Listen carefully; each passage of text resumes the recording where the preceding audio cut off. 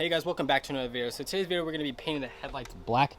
As you can see right here, the stock 10th gen headlights are chrome. They have the chrome shrouds, and I want to eliminate as much chrome as possible. I already have a gloss black lip going on. I installed smoke side markers, and I'm currently waiting for my chrome delete kit to come in so I can get rid of those chrome on the windows. And if you don't know how to take off your bumper, I made a video on how to remove your bumper, so go ahead and check that out before we get this video started in case you don't know how to take off your bumper. And the paint we're actually going to be using is Krylon Fusion. It's going to be satin black. It's all in one, so it has the paint and primer on it. You can get rid of the chrome if you'd like.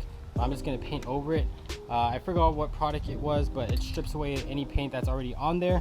So if you want to just go ahead and do that, you can. Again, I'm not going to do that. I don't think you need to. I did it before without removing the chrome paint, and everything worked out fine. So that being said, let's get this video started. All right, now that we have our bumpers removed, this is pretty straightforward. You're gonna have nothing but 10mm bolts around the headlights. So if you look right here, that holds the bumper in place, you're gonna have a 10mm right there. And right here in the very back, you're gonna have another 10mm as well. I don't know how well you can see that, but it's a black 10mm bolt. And on top of that, you're gonna have one right here up top. So go ahead and take those out, oh, as well as right here.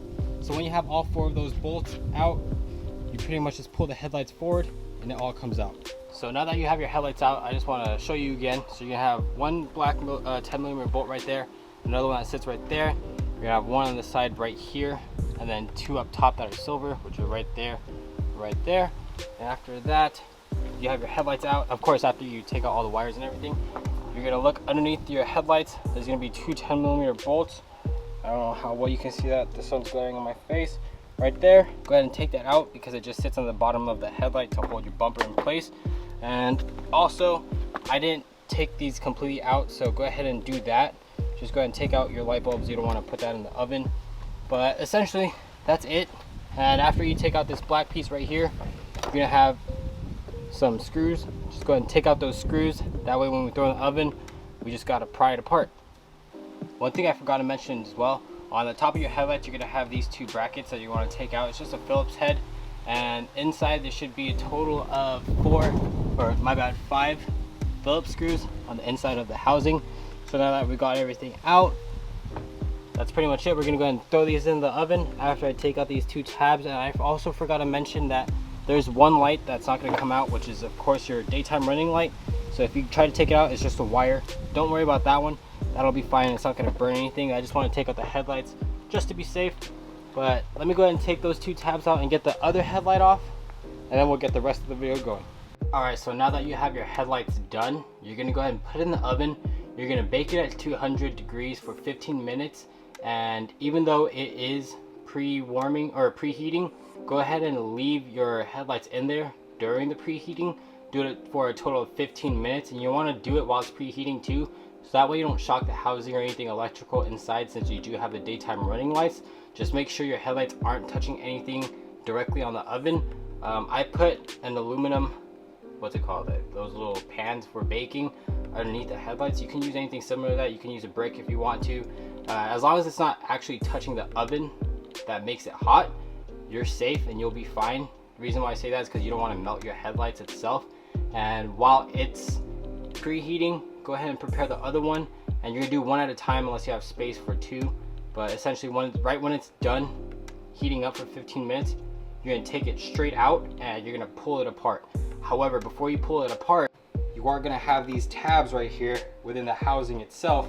So you're gonna want to make sure you don't pull it. You want to lift this up first with like a flathead and then pry it, because if you just pull it and you break this, it's no longer gonna secure it together when you put it back together, because these are what holds it in place to keep it locked. So go ahead and start that for 15 minutes and then you're all set. Alright, so here's the most tedious part of the job. Make sure you have like a rag or something, because you're gonna go ahead and start prying it. It is pretty hot, so be careful. I have rags, so I'm not too worried about it. And so you're just gonna start lifting up these tabs like I just did right there. And you could use your flathead to slowly pry it away. Be careful to leave, don't push too hard. Sorry, I can't like multitask right now. But like, try your best not to push too hard, because you want to break these tabs, because they are like we just melted them, so they're gonna be, I can't even talk. Let me just go ahead and start ripping this. I just want to show you that like I'm not cheating anything as well. It's just straight out the oven. There you go. As you can see, I'm using the rag to pull it. It's prying out. And again, remember these tabs. So again, slowly lift these tabs up.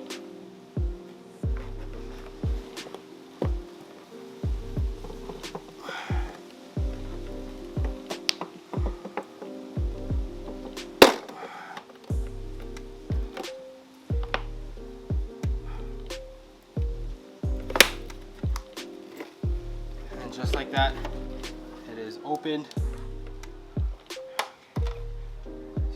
Go. That's literally it. As you can see, we have this out, and don't worry about anything. As long as you didn't scrape off the adhesive, you can go ahead and reuse the adhesive. So now that we have this one out, I'm gonna go and throw the other one in the oven right now, 15 minutes, and we'll get this one started while that one's in the oven. So I'm gonna show you the method I decided to go. So I already know you can just drill these out and then you'll be fine. Just you know, JB weld them back on. Plastic weld them back on, or whatever, however you want to do it. But what I decided to do is I just grabbed a solder, I melted the plastic just enough to pull these ones out. That way when I do put these back on, slide back in, and you could just weld it back on or just melt it back on with the plastic. So that's why I did this route. You don't have to do it the way I did. You can drill it out and just, you know, glue it back together on your own. But again, this is just my preferred method on how I did it, so you don't have to do that. So now that we have the chrome shroud out, what the paint we're going to be using is Cryo Infusion. It's going to be satin black. That's the one I'm going to be using. You can use anything. Just make sure it's good with high heat. So pretty much like you do with all spray paint, you know, you're going to spray cardboard and make sure nothing splatters all at once, because you don't want that one big mark in one area. So go ahead, you know, test your spray. After that, do light coats. I'm assuming I'm going to have to do like 5 coats total, if not 6. But this is literally $5 at Walmart. This is the same one I used last time, Fusion. I don't know why it's not focusing, but the Fusion all-in-one satin black. So let me go and start painting this, and I'll show you how it turns out. All right, so here's how it looks with 4 coats. I thought I was gonna need 6, but apparently I didn't. So 4 coats is good. Keep in mind, I did do light coats. I didn't drain anything. You know, I didn't put too much more than I needed. So after the paint dries, we're gonna go ahead and put it back with the lid. Again, I used the solder to take everything out. That way when we put it back together, we can just, you know, melt the solder, or solder the plastic parts to melt it to go around the shrouds to hold it in place. Again, you can do it any other method you want. If you want to, you know, glue it back together, you're more than welcome to do it that way. I just chose to do it this way. I thought it would be the easiest. You know, you don't have to spend any more money than you did. I'm cheap, so keep that in mind as well. So that's why I did it this way. Again, I didn't damage any of these ones. I just melted the plastic that are here and then pried it out at the same time melting, so that way I don't have to take out too much plastic. But that's essentially it. So once this is done drying, I'm gonna put it back together and show you how I did it. Again, I want to show you right now. That's how the plastic looks like, because I melted it, and I'll show you the rest after. But that's essentially it. So let me wait for this to dry and I'll be right back. So we started the second one. That's the second coat right there. While that's drying up, I'm gonna put together the second, or the first one we did. So as you can see, like right here, these things, we're just gonna push down and it'll essentially lock in its place.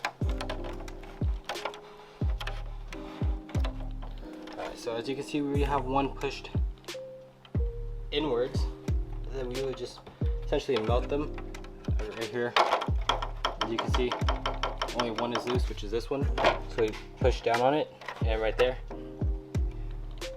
it is in there. So now we would just get the plastic and literally just melt it down onto the original piece. And you're pretty much just melting it to go outwards and back in. Now of course you don't have to do it the way I'm doing it. I'm just gonna show you how I did mine, and then from there you can use whatever method you'd like. So I'm gonna go finish this up and show you the finished product. Now I know it doesn't look the prettiest, but regardless, it does the job. Again, you don't have to do the same method I did. If you want to use glue like JB Weld, you're more than welcome to do that. Again, I just chose this method because I don't want to spend extra money, because I'm cheap, and you know, it does the same job. It's the same thing. You're pretty much gluing the pieces back together with heat. So like if I lift it up literally by the chrome shroud, it's literally held in place because again, we just used the one that already came with the plastic. It came with, we just melted it over and just pushed it down and held it flush until, you know, it was in. So as you can see, like there's no gaps between the black housing and the chrome shroud. You can see that there's no space because we pushed it all the way down and we made sure to melt it back together. So now the next step is to grab this one and the actual headlight itself, put them together, and we're gonna bake them again for 15 minutes. And within that 15 minutes, once it's done, we're gonna push it together so these adhesives, you know, click with each other, and then we're gonna screw those screws that we took out, which you can see there's some like right here, right here, right here, right here, right here. We're gonna screw it so that way, since while the adhesive is still soft and essentially gooey, it will create that seal that we want, and that's it. We have nothing to worry about. So let me go and throw these two in the oven, and then I'm gonna pull it out and show you how to properly do it. All right, so this is fresh out the oven. Let me grab my screws real quick. So it's a total of 5 screws, and all we gotta do is just literally squeeze it as in as you can. So you're gonna wanna squeeze everything back together.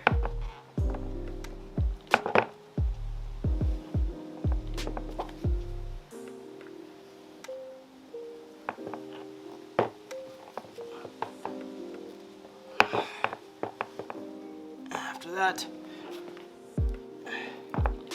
you're just gonna go ahead and do what I told you to do, which is to just screw everything back in. Push back the tabs. So push the tabs back in, and then now we just get to screwing. So we're gonna go ahead and screw this part again. Once you have your tabs in, I don't know where my flathead was, but as long as you screw everything tight within it to be while it's still hot, you'll be fine. Careful not to over tighten it as it is still soft and brittle. You don't want to break anything. So, oh, that's uncomfortable. I'm not gonna lie, I forgot about it, and I was busy doing the other one. So when the timer rung, I was like, oh shoot, I just had to grab the camera as fast as I could. And as you're screwing them in, also push in at the same time, so you really get that good seal. Because again, you don't want water to leak in or anything like that, and you know, you just want anything bad to happen. And just like that, we have one side down. So again, right when you grab it out the oven, make sure you want to squeeze it as tight as you can to get those seals properly. As you can see right there on the bottom, you can see the seals are intact. The adhesive is all there.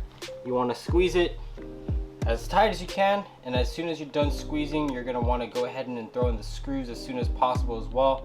And what I did while I was screwing it, I also just pushed it down as well while screwing it in to make sure you get that tight seal. So now that this one is done, we're gonna go ahead and finish the rest, which is right there out in the sun so it can dry faster. And that's pretty much it. So let me go ahead and finish the rest and throw these back on the car. So it is day 2. I finished everything last night, but I just didn't have enough daylight to show you the final result. So with that being said, here's the final result, here's the finish. I don't know how well you can see it due to the lighting, the sun hitting the car and everything, but that's essentially it. I'm gonna try focusing it as much as I can. As you see, there's no more chrome and it's just black, and I want to eliminate as much chrome as possible. That being said, again, we're just waiting for the chrome trim delete to arrive for the windows. I think this looks way better than the chrome headlights. I know the 2018s and up, they provide the black housing headlights, but this one is a 2017 model, and fortunately I have the chrome one, so I decided to just paint it. So if you want to do this mod too, it's really easy. All you gotta do is bake your headlights. Any car, you can do it with the tension Civic, you can do it with any car. Just make sure you don't burn your headlights or anything like that, because you don't want to buy a new one. But that's essentially it.